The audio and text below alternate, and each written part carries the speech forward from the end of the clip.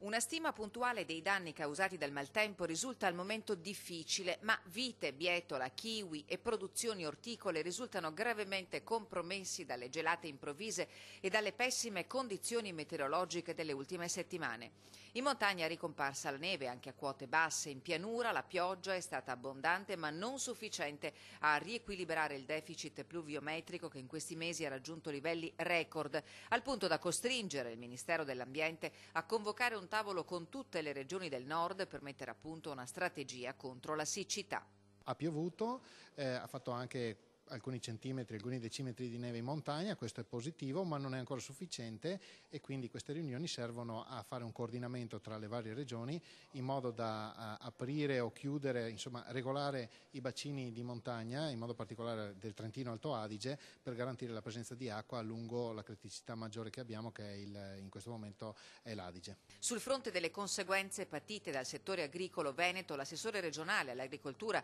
ha sottoscritto una richiesta urgente di incontro con il ministro Martina per rivedere il sistema di assicurazioni e indennizi per danni climatici, le cui evidenze potranno essere confermate non prima della fine di maggio. Per gli amanti delle statistiche erano 70 anni, dal 1957, che non si registrava un così brusco cambiamento climatico.